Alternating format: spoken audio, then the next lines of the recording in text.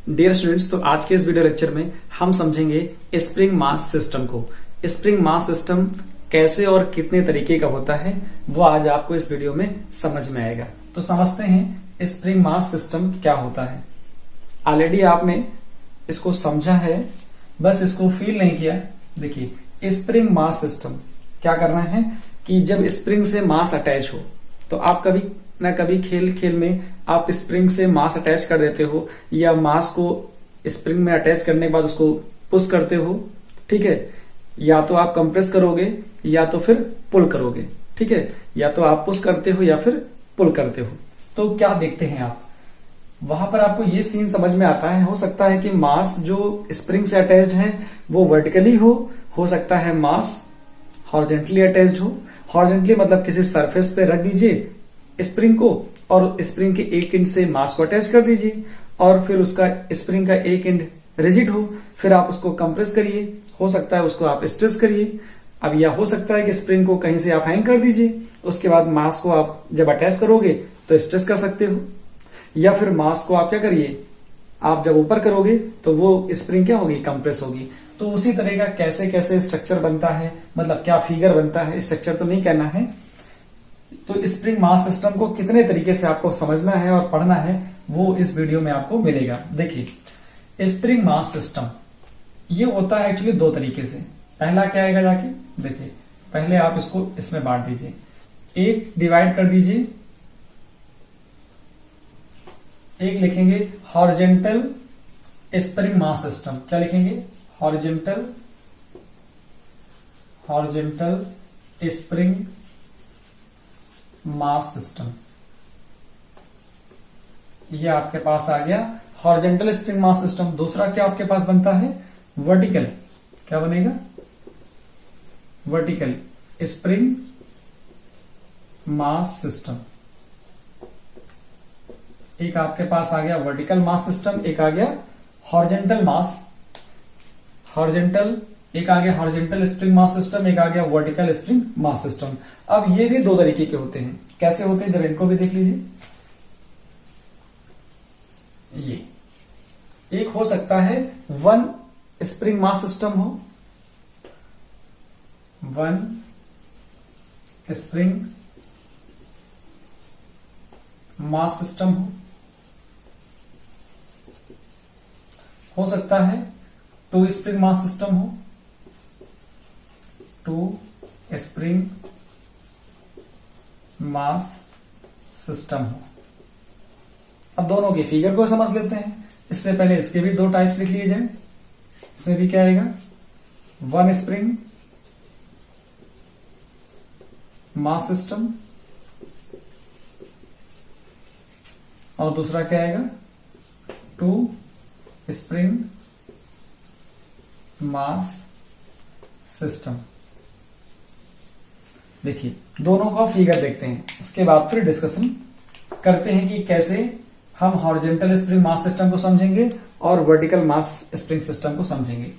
तो यहां पर क्या आएगा, वन स्प्रिंग मास सिस्टम है। वन स्प्रिंग का मतलब हो गया आपके पास एक सिंगल स्प्रिंग होगी, उसका कुछ ना कुछ फोर्स कांस्टेंट होगा और एक मास होगा, और ये हॉरिजॉन्टल है। तो हॉरिजॉन्टल में कैसा अटैचमेंट होगा, ऐसे होगा।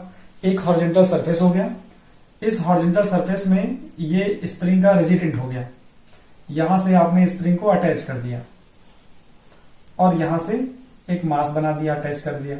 तो इसका मास m हो गया और इसका फोर्स कांस्टेंट हो गया k। ठीक है, तो इस तरह का अरेंजमेंट हो जाएगा। यहां पर क्या है, एक मास और एक स्प्रिंग है। यहां जरा देखिए, ये टू स्प्रिंग मास सिस्टम है। तो टू स्प्रिंग मास सिस्टम कैसे बनेगा, ऐसे हो सकता है या फिर ऐसे हो सकता है। दो सिचुएशन पॉसिबल है। हो सकता है स्प्रिंग दोनों साइड से फिक्स्ड हो, ऐसे। यहां पर एक साइड में है, दो स्प्रिंग है, टू स्प्रिंग मास सिस्टम है। तो क्या कर रहे हो आप, यहां आपके पास स्प्रिंग थी एक, ठीक है, फिर क्या किया आपने, यहां से दूसरी स्प्रिंग अटैच कर दी आपने। दूसरी स्प्रिंग आपके पास ये है, उसके बाद आपने एक मास अटैच कर दिया है m, और जो ये सरफेस होता है ये होता है फ्रिक्शनलेस सरफेस। कैसा होता है सरफेस? फ्रिक्शनलेस सरफेस होता है। ठीक है, यहां मास अटैच कर दिया, यहां पे क्या सीन होगा? यहां पे सीन कुछ ऐसा हो सकता है, ये हो गया मास, और यहां से आप स्प्रिंग अटैच कर दीजिए।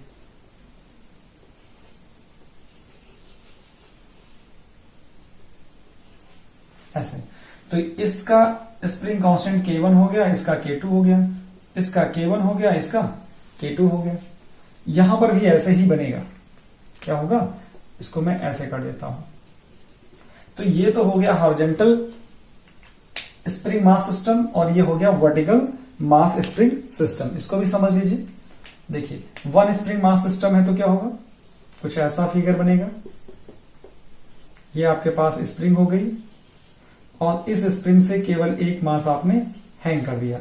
इसका जो आपके पास फोर्स कांस्टेंट है K1 है, इसका मास M हो गया। यहां पर क्या होगी? दो पॉसिबिलिटीज होंगी। देखिए, इसके पास दो पॉसिबिलिटीज हैं, एक ये और एक ये। यहां पर क्या होगा? इसमें दो स्प्रिंग एक साथ कनेक्ट थी, यहां पे दो कनेक्ट हो जाएंगी। ये हो गई। दूसरी स्प्रिंग में ये लगा दे रहा हूं, उसके बाद इससे एक मास अटैच कर दिया गया है।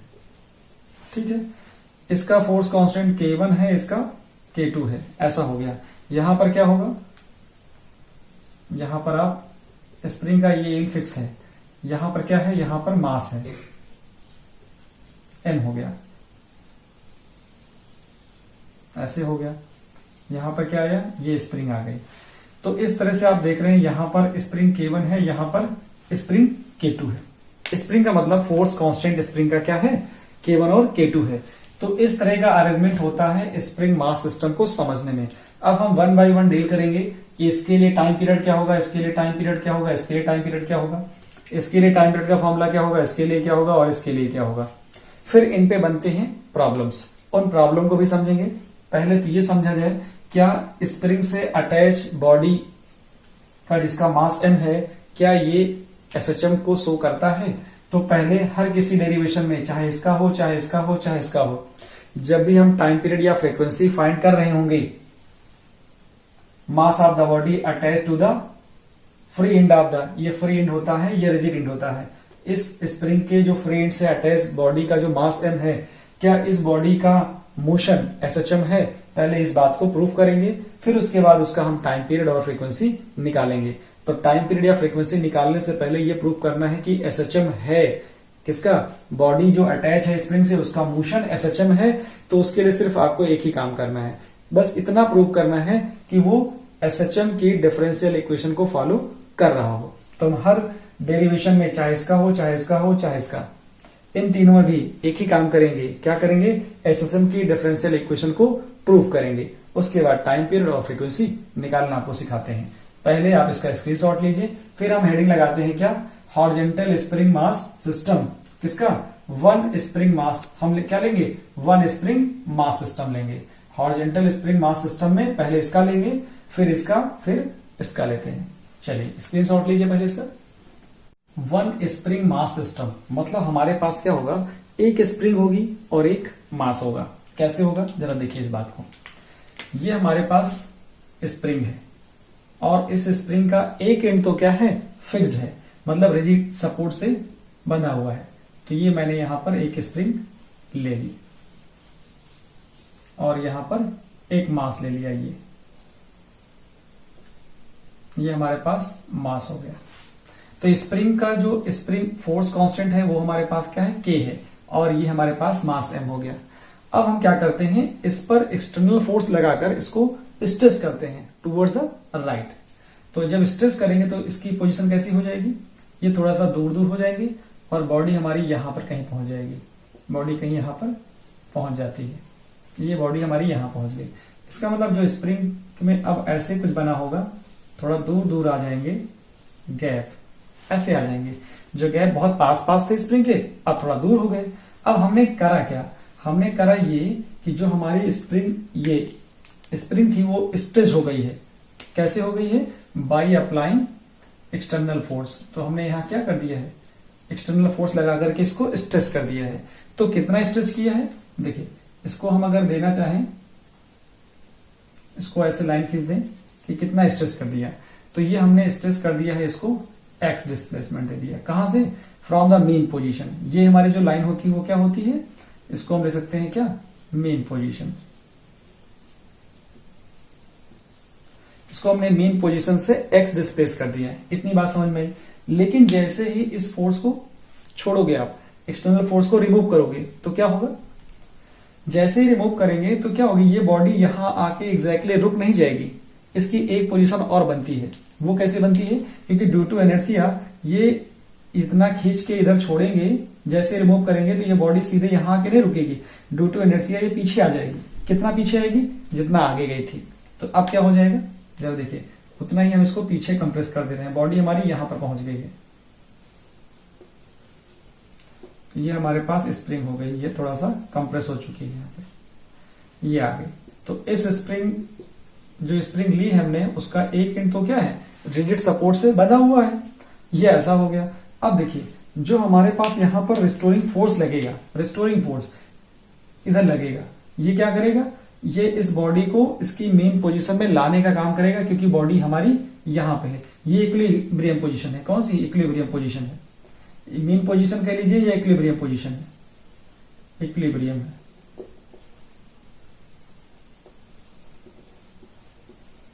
इक्विलिब्रियम या मीन पोजीशन।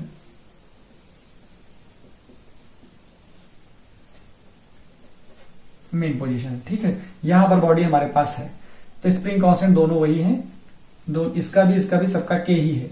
यहां पे जो फोर्स लग रहा है रिस्टोरिंग फोर्स, वो इस साइड में लग रहा है, ठीक है। यहां पे जो रिस्टोरिंग फोर्स लगेगा कहां लगेगा? इस साइड में लगेगा। रिस्टोरिंग फोर्स को मैं क्या लिख दूं? यहां लिख देता हूं एफ आर। क्या हो जाएगा? F R. तो ये हमारे पास रिस्टोरिंग फोर्स होता है। इसको स्मॉल आर से लिखना चाहिए। रिस्टोरिंग फोर्स को स्मॉल आर से ज्यादा समझ में आएगा। Small R, F R. ये क्या करेगा? बॉडी को ब्रिंग करके ले जाना चाहेगा इसकी इक्विलिब्रियम पोजीशन पर। तो आपको क्या समझ में आया? फिगर में मैंने क्या लिखा, उस चीज को जरा लैंग्वेज में कैसे लिखना है। कंसीडर अ, कैसी स्प्रिंग है? ये लाइट स्प्रिंग है। तो यहां लैंग्वेज में क्या लिखना है? Consider a light spring. Light का मतलब मासलेस स्प्रिंग है। Consider a light spring, bracket में massless, massless, a force constant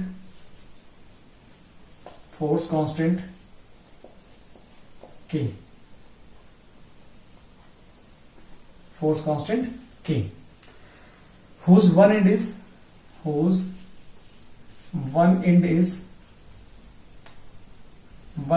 fixed। Fix कर लीजिए या रिजिड सपोर्ट से कर लीजिए कि whose one end is connected to rigid support।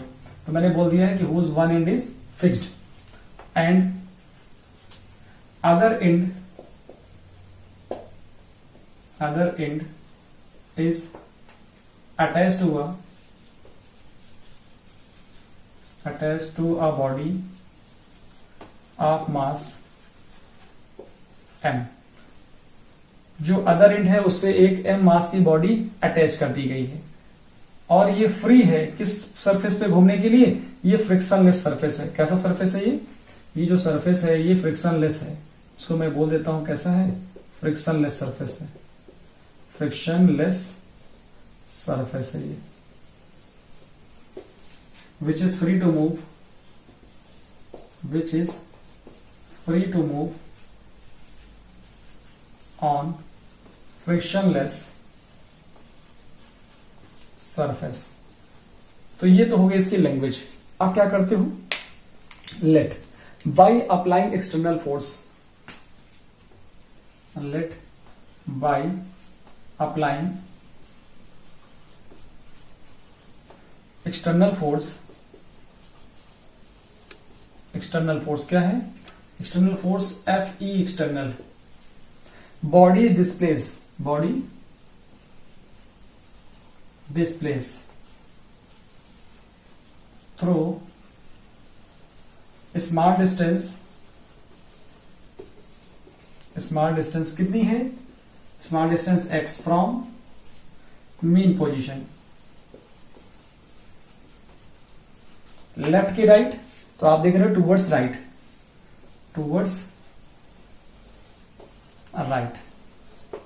तो ये तो फिगर में आपको दिख गया। तो यहां क्या लिखा गया, by applying external force F E external, body displace through a small distance x from the mean position towards right. जैसे ही डिस्प्लेस करोगे तो क्या होगा, restoring force come into play. क्या लिखा जाएगा, restoring force come into play. Restoring force कब अपना रोल प्ले करता है, कब कम इनटू प्ले होता है, जैसे ही बॉडी को डिस्प्लेस करते हो फ्रॉम द इक्विलिब्रियम पोजीशन। जैसे ही इस बॉडी को आप इस पोजीशन से इधर डिस्प्लेस करोगे, रिस्टोरिंग फोर्स लगना स्टार्ट हो जाएगा। चाहे बॉडी यहां पर हो, चाहे यहां पर हो, चाहे यहां पर हो, चाहे यहां पर हो, हर जगह पर अलग अलग, हर पोजीशन पे अलग एक्सटर्नल फोर्स, हर पोजीशन पर अलग रिस्टोरिंग फोर्स। क्योंकि एसएचएम का ये इंपॉर्टेंट पॉइंट है, आपको समझ में आना चाहिए कि जो रिस्टोरिंग फोर्स होता है वो वेरिएबल फोर्स होता है। ठीक है, तो वेरिएबल इसका मतलब हर पॉइंट पे अलग अलग होगा। तो देखिए मैंने क्या लिखा, restoring force come into play. Restoring force होगा क्या, रिस्टोरिंग फोर्स और रिस्टोरिंग फोर्स जो होगा एफ आर, वो that will be equal to होगा negative of F E external. ठीक है, ये क्या करता है, ये काम करता है बॉडी को ब्रिंग करता है, बॉडी को लाने के लिए काम करता है। कहां पर, towards its mean position. That brings to, या ऐसा लिख दिया, which brings to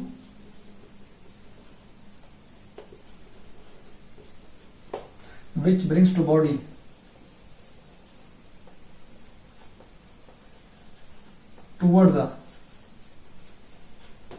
toward the mean position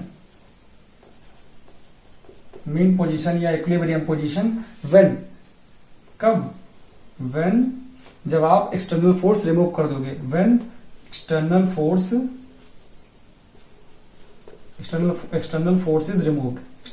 is removed। जब आप एक्सटर्नल फोर्स को हटा देते हो तो फिर रिस्टोरिंग फोर्स का काम शुरू होता है। और रिस्टोरिंग फोर्स क्या करता है, बॉडी को उसकी इक्विलिब्रियम पोजीशन पे लाता है। लेकिन जैसे ही छोड़ोगे, बॉडी यहां पे आके रुकेगी नहीं, ड्यू टू इनर्शिया वो इधर भी शिफ्ट होगी, फिर इधर जाएगी, फिर जाके धीरे धीरे रुकेगी। ठीक है, रुकेगी मतलब क्या, यहां पर तो फ्रिक्शनलेस है, फ्रिक्शन है ही नहीं। हाँ, एयर वगैरह की वजह से कुछ ना कुछ फ्रिक्शन अफेक्टेड होगा और ये अल्टीमेटली बाद में इसका मोशन रुक जाएगा। लेकिन अगर सब कुछ नेग्लेक्ट मान लिया जाए तो उस कंडीशन पे ये फिर एसएचएम होते रहेंगे। एक चीज तो हमने मान ही ली है कि सरफेस का कोई फ्रिक्शन नहीं है, तो सरफेस का फ्रिक्शन नहीं है तो ये ऑसिलेशन होते रहेंगे। लेकिन दूसरे और भी फैक्टर काम ना करें तब ये ऑसिलेशन बहुत टाइम तक होंगे। यहां पर समझिए क्या होगा, अकॉर्डिंग टू हुक्स लॉ, मैं क्या लिखूंगा, according to Hooke's law,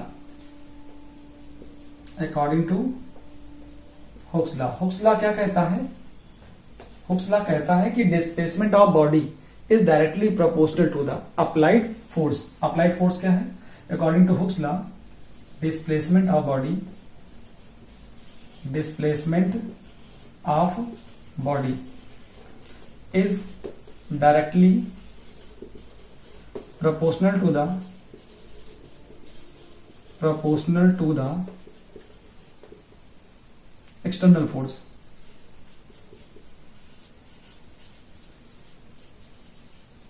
external force, इसका मतलब ये हो गया, कि F एक्सटर्नल प्रोपोर्शनल टू हो जाएगा X, और F एक्सटर्नल की वैल्यू आप क्या देख रहे हो, F एक्सटर्नल की वैल्यू किसके बराबर है, FR के बराबर है। FR क्या है, FR क्या है, हमारे पास रिस्टोरिंग फोर्स जो लिखा जाता है एक्चुअली में वो होता है F के बराबर ही। क्या लिखा जाता है, यहां पर लिख देता हूं मैं, जो रिस्टोरिंग फोर्स है FR है वो F ही है। एक्चुअली में है कितना, नेगेटिव ऑफ F एक्सटर्नल। तो ये F एक्सटर्नल की वैल्यू क्या आ जाएगी, ये आ जाएगी यहां से -F। तो यहां क्या लिखा जाएगा, -F प्रोपोर्शनल टू X, या F प्रोपोर्शनल टू -X। यहां से कितना आ जाएगा, F इक्वल टू आएगा -KX आ जाएगा। ये हमारे पास इक्वेशन आ जाती है फर्स्ट। यहां क्या लिखेंगे, according to Newton second law, according to Newton second law. Second law क्या होगा, यहां होता है F is equal to M A, और ए क्या होता है, एक्सेलरेशन होता है, तो लिखा जा सकता है m d2x upon dt square, ये आ जाएगा। ये इक्वेशन हमारे पास हो जाती है 2। हम क्या करेंगे, from relation first and second लिखेंगे, from relation first and second लिखेंगे। तो फर्स्ट और सेकंड से रिलेशन में क्या मिल जाता है आपको, आपको मिल जाता है ये f की वैल्यू है, इधर से f की वैल्यू ये है, तो ये आ जाता है m d2x by dt square is equal to आ जाएगा माइनस का kx आ जाएगा। तो इसको इस साइड में लिख लिया जाए, जरा सा देखिए, यहां से इसके नीचे कर दीजिए, तो ये कितना आ जाएगा, यहां से आ जाएगा d2x upon dt square equal to minus k by M into X. यहां से क्या होता है, since k by M equal to होता है ओमेगा स्क्वायर, तो यहां वैल्यू पुट कर देंगे, तो क्या आ जाएगा d2x upon dt square equal to minus omega square X, और इसको लिखेंगे तो क्या आएगा d2x upon dt square plus omega square X equal to 0। ये क्या होती है, ये होती है differential equation of SHM. This is the differential equation of SHM. This is the differential equation of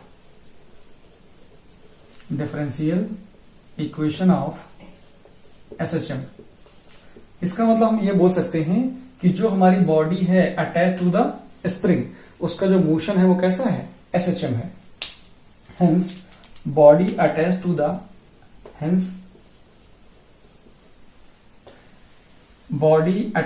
spring, hence body attach to the spring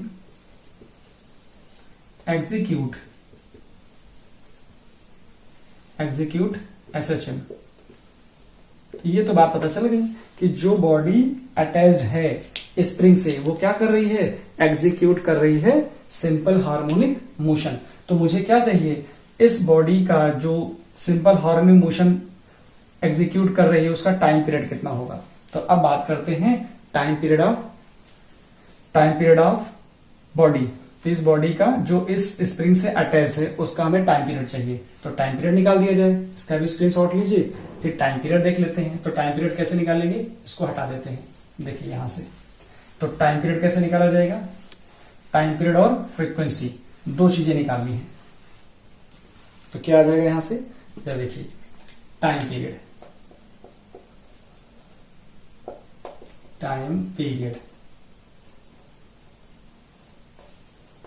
time period t equal to होता है 2 pi upon omega होता है। तो यहां जरा देखिए omega की value आपने क्या ली है, यहां से ओमेगा हम यहां से निकाल सकते थे, ये ओमेगा इक्वल टू क्या लिख सकते थे, under root K by M.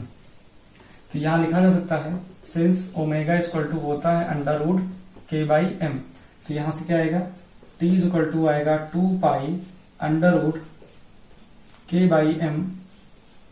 तो इसको और अच्छे से लिखेंगे तो क्या आएगा, t equal to 2 pi by under root M by K. तो ये आ गया टाइम पीरियड। फ्रीक्वेंसी क्या आ जाएगी,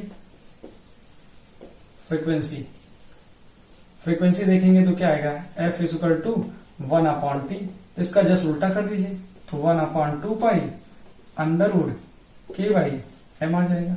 तो इस तरह से आप जो बॉडी इस स्प्रिंग से अटैच्ड है उसका आपने पहले टाइम पीरियड निकाल दिया और फिर आपने फ्रीक्वेंसी निकाल दी। तो ये किसके लिए है, ये वन स्प्रिंग मास सिस्टम के लिए है। वन स्प्रिंग मास सिस्टम के हम और भी कंसेप्ट देखेंगे जिसमें हमारी बॉडी क्या होगी, हो सकता है 2 स्प्रिंग के बाद में लगी हो सकता है 2 स्प्रिंग के बीच में लगी हो। तो पहले इसका आप स्क्रीनशॉट लीजिए, फिर हम बात करते हैं नेक्स्ट केस की। वन स्प्रिंग मास सिस्टम में अगर हमारे पास 2 स्प्रिंग के बीच में मास कनेक्ट हो जाए तो क्या कंडीशन होगी। तो देखिए पहली हमारी स्प्रिंग ये है और दूसरी स्प्रिंग ये है और यहां पर मास ऐसे कनेक्टेड है, ठीक है। तो ये इसकी हो गई इक्विलिब्रियम पोजीशन। इस स्प्रिंग का जो फोर्स कांस्टेंट है K1 है इस स्प्रिंग का फोर्स कांस्टेंट K2 है। यहां पर एक चीज ये समझनी है आपको कि जिस स्प्रिंग का फोर्स कांस्टेंट ज्यादा होगा वो कम स्ट्रेच होगी, और जिसका कम होगा वो ज्यादा स्ट्रेच हो जाएगी। जैसे आप देख सकते हैं कि बहुत सारी स्प्रिंग्स होती हैं जो पेन में लगी होती हैं, जिसमें आप टिक टिक करते हैं, आपको समझ में आ जाता है। ठीक है, बहुत सारी पेन्स होती हैं जिसमें स्प्रिंग लगी होती है, तो उस स्प्रिंग को आप स्ट्रेच करोगे तो क्या हो जाएगा, एक वायर के जैसी हो जाएंगी। तो यहां पर भी जो स्प्रिंग है वो लाइट स्प्रिंग है। ठीक है, हाँ, लेकिन एक का स्प्रिंग कांस्टेंट कम है, एक का ज्यादा है। क्यों ऐसा है? क्योंकि हो सकता है कि एक जो लाइट वाली स्प्रिंग हो वो ज्यादा खिंच जाए, उसका जो फोर्स कांस्टेंट होगा कम होगा। एक का स्प्रिंग कांस्टेंट कम होगा, एक स्प्रिंग का फोर्स कांस्टेंट कम होगा, दूसरे का ज्यादा होगा। तो जिसका ज्यादा होगा वो कम खिंचेगी, और जिसका कम होगा वो ज्यादा खिंचेगी या कंप्रेस होगी, ऐसा कह सकते हो। तो यहां पर ऐसा है, हमने क्या किया, हमने इस मास को टूवर्ड्स द राइट, ये लेफ्ट साइड की बात है और ये राइट साइड की बात है। तो एक लेफ्ट है एक राइट है, हमने राइट साइड में मास को क्या कर दिया है, बॉडी को डिस्प्लेस कर दिया है। तो अब हमारी स्प्रिंग देखिए ये वाली स्ट्रेच हो रही है, ये वाली हमारी जो स्प्रिंग है वो कैसी हो रही है, स्ट्रेच हो रही है, और ये वाली थोड़ी कंप्रेस हो जाएगी। ये क्या हो गई, ये हमारी स्प्रिंग कंप्रेस हो गई है। तो यहां पर एक्सटेंशन है, यहां पर कंप्रेशन है। तो यहां पे लिखा जा सकता है कि यहां पर क्या है, एक्सटेंशन है, और यहां पर क्या है, कंप्रेशन है। तो इस साइड में एक्सटेंशन आ रहा है स्प्रिंग में, और इस तरफ क्या रहा, कंप्रेशन आ रहा है। तो यहां एक चीज नोटिस करिए आप, क्या समझ में आएगा आपको ये समझ में आएगा कि जैसे ही आपने बॉडी को इधर किया, कितना डिस्प्लेस किया, हमने कहा हमने बॉडी को इधर डिस्प्लेस किया है x डिस्टेंस। कितना डिस्प्लेस किया, x डिस्टेंस। ठीक है, बॉडी को हमने इक्विलिब्रियम पोजीशन से हमने x डिस्टेंस डिस्प्लेस कर दिया। तो इस जो ये हमारे पास स्प्रिंग थी जिसका फोर्स कांस्टेंट K1 था, इधर वाले स्प्रिंग का जो फोर्स कांस्टेंट क्या है, K2 है। दोनों में क्या हुआ, ये स्ट्रेच हो रही है और ये कंप्रेस्ड हो रही है। सोचने वाली बात ये है कि बॉडी पर जो रिस्टोरिंग फोर्स है वो किधर लगेगा, आपने डिस्प्लेस उधर किया है, तो इस जो ये स्प्रिंग है, इस स्प्रिंग की वजह से इस बॉडी पर जो फोर्स कांस्टेंट होगा किधर लगेगा, इधर लगेगा। ठीक है, और ये स्प्रिंग भी क्या होना चाहेगी, ये स्प्रिंग भी मान लो K1 की वजह से यहां पे आया F1, और K2 की वजह से क्या होगा, K2 की वजह से भी इधर ही रिस्टोरिंग फोर्स लगेगा। क्यों, बॉडी जाना चाहती है अपनी ओरिजिनल पोजीशन पर, या इक्विलिब्रियम पोजीशन पे बॉडी जाना चाहती है। तो आप क्या देख रहे हो, दोनों स्प्रिंग के वजह से जो रिस्टोरिंग फोर्स प्रोड्यूस हुआ है वो सेम डायरेक्शन में लग रहा है। K2 की वजह से F2 आया है, K1 की वजह से F1 आया है। हाँ, वो अलग बात है, किसी में एक्सटेंशन है, किसी में कंप्रेशन है। तो क्या लिखोगे यहां पर, यहां पे लिखोगे कि आपके पास दो स्प्रिंग है, consider two spring, consider two spring, two spring of force constant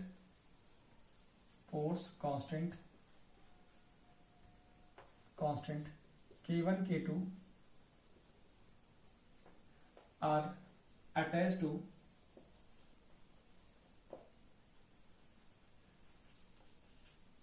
a body, attached to a body of mass m, body of mass m as shown in figure, ऐसा फिगर में दिखाया गया है, as shown in figure। ज्यादा कुछ लिखने की जरूरत नहीं है, बस यहां पर आप ये लिख दीजिए क्या, रिस्टोरिंग फोर्स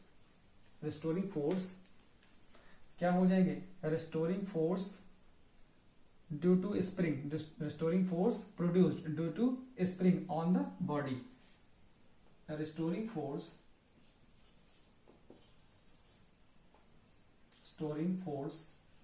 प्रोड्यूस्ड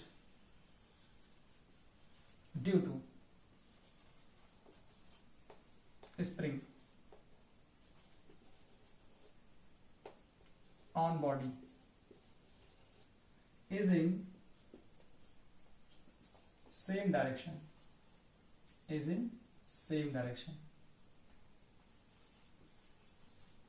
जो रिस्टोरिंग फोर्स प्रोड्यूस हो रहा है इस स्प्रिंग की वजह से इस बॉडी पर, उसकी डायरेक्शन, और इस बॉडी पर इस स्प्रिंग की वजह से, और जो इसका स्प्रिंग फोर्स कांस्टेंट है K2 की वजह से इस बॉडी पर जो रिस्टोरिंग फोर्स है वो जो प्रोड्यूस हुआ है वो किधर लगेगा, दोनों सेम डायरेक्शन में लगते हैं।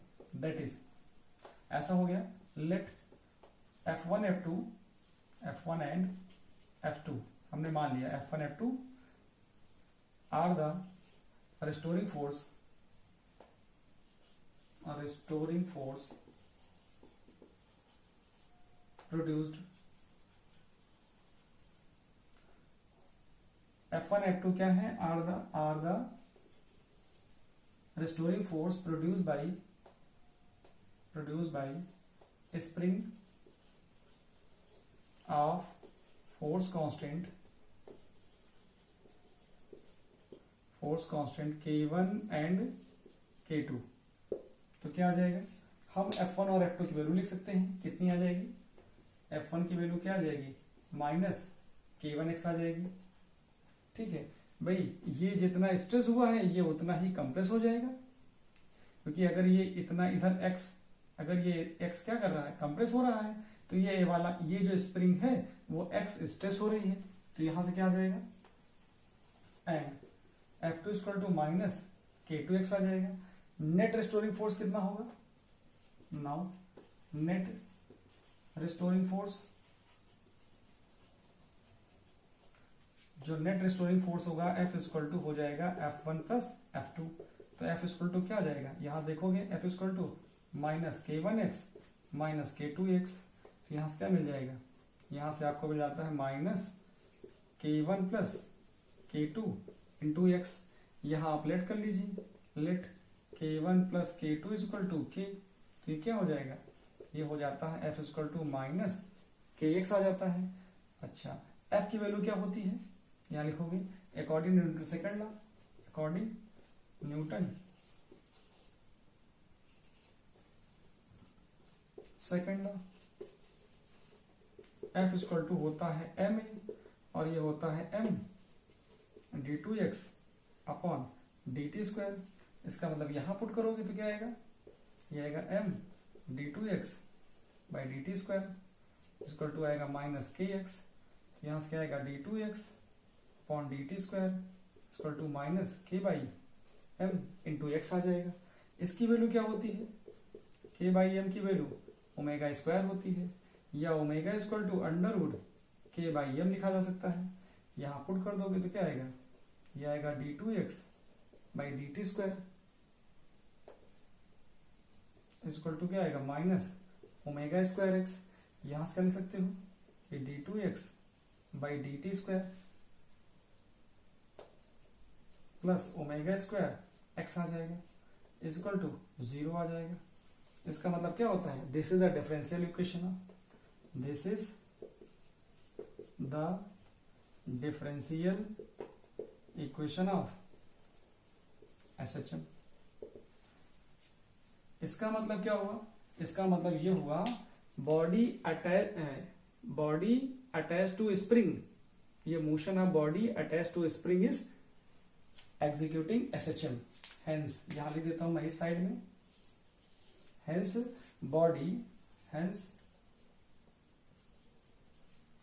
Body attach to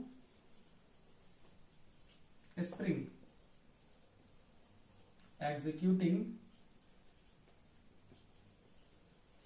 SHM। तो टाइम पीरियड क्या हो जाएगा, टाइम पीरियड क्या हो जाएगा इसका, जो टाइम पीरियड होगा t इक्वल टू कितना आएगा, t इक्वल टू हमारे पास होता है 2 पाई बाई ओमेगा। ओमेगा की वैल्यू यहां देखो कितनी आ जाएगी, यहां ले सकते हो ओमेगा इक्वल टू क्या आएगा, k बाई m आ जाता है। तो t equal to 2 pi by, यहां से आ जाएगा under root k by m, यहां से आ जाएगा 2 pi under root m by k आ जाएगा। लेकिन यहां पे k नहीं रखना है आपको, k की वैल्यू तो ये रखनी है क्योंकि यहां पर 2 स्प्रिंग है। अब 2 स्प्रिंग है तो k इफेक्टिव आएगा, जो ये k आ रहा है वो के क्या है, के इफेक्टिव है। ये जो के लिखा गया है, के क्या है, इफेक्टिव फोर्स कांस्टेंट है। क्या है, इफेक्टिव फोर्स कांस्टेंट है। चाहे तो मैं यहां लिख देता हूं, के क्या चीज है, के जो है इफेक्टिव फोर्स कांस्टेंट है। तो इसकी वैल्यू यहां पे रख देनी पड़ेगी। के की वैल्यू क्या है, सिंस के इज इक्वल टू है k1 प्लस k2, तो हमारा रिजल्ट कितना आएगा, t is equal to 2 pi under wood m by k1 plus k2। तो ये हमारा रिजल्ट आ जाता है।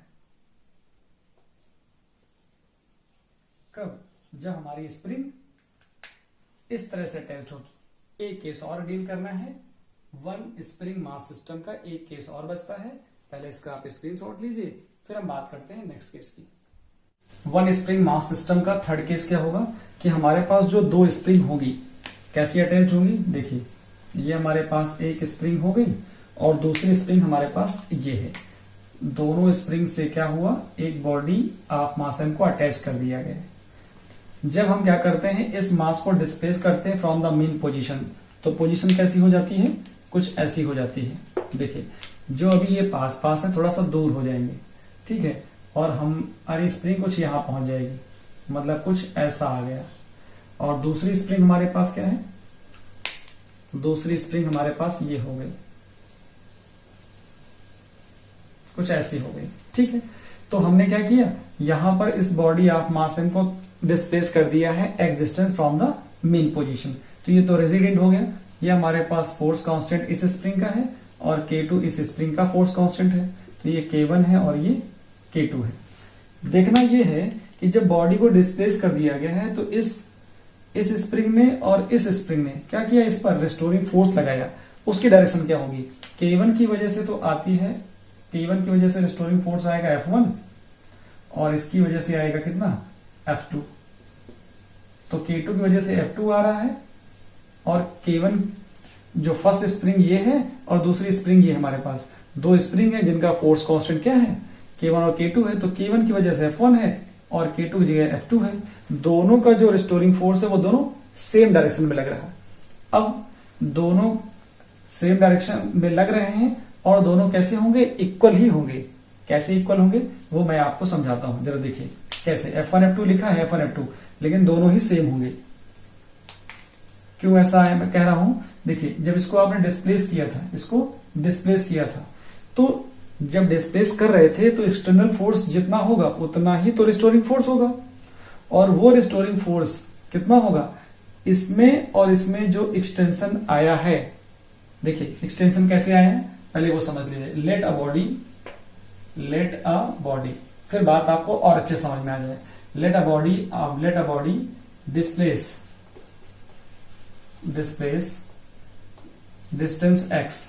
Distance x from mean position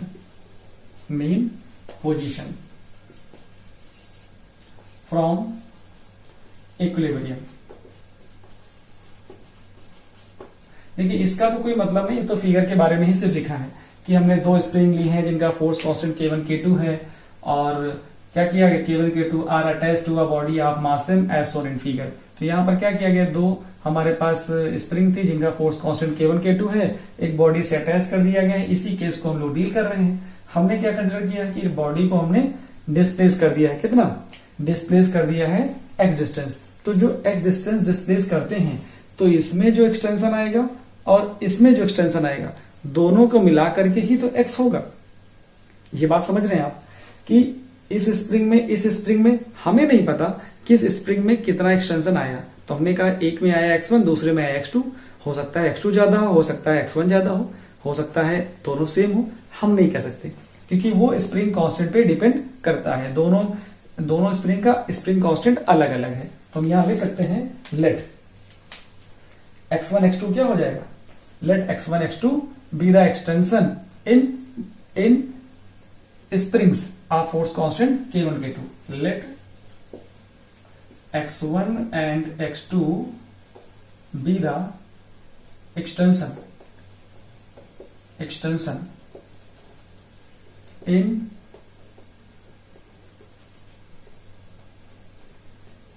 spring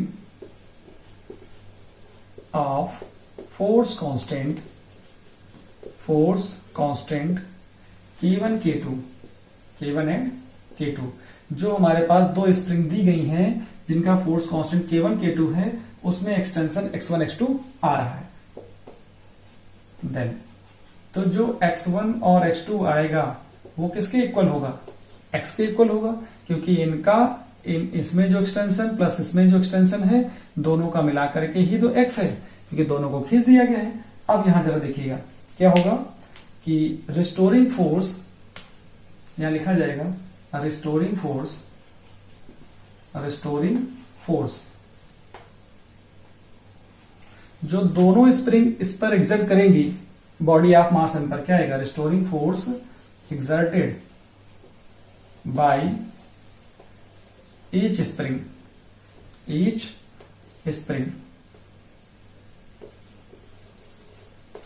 on body is same। क्या होगा? एक तो सेम होगा और सेम डायरेक्शन में होगा, तो क्या आएगा? Restoring force exerted by each spring on body is same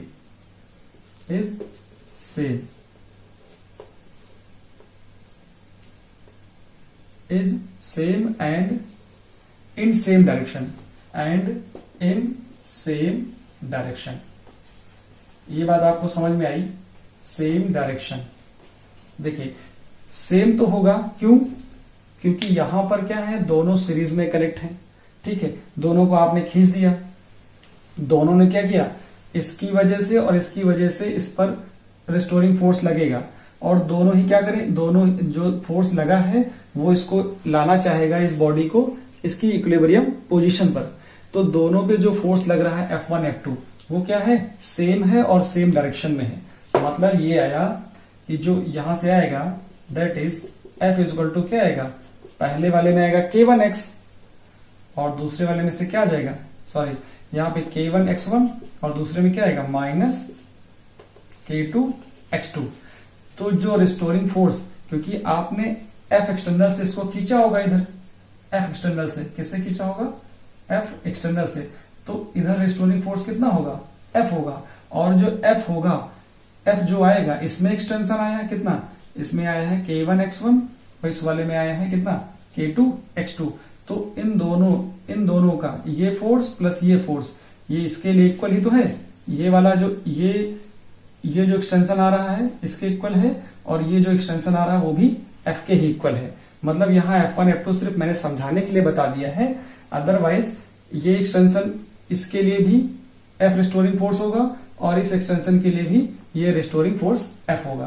तो यहां से क्या लिखा जा सकता है, जरा देखिए, यहां से आप निकाल लीजिए x1 x2 की वैल्यू, तो यहां से क्या निकलेगा, अगर यहां से निकालेंगे x1 निकालेंगे इतने पार्ट से, तो यहां से x1 की वैल्यू आ जाएगी F अपॉन K1 माइनस की, और क्या आएगा एंड अगर इसमें निकालेंगे यहां से, तो x2 की वैल्यू क्या आएगी, x2 की वैल्यू आएगी माइनस F अपॉन K2।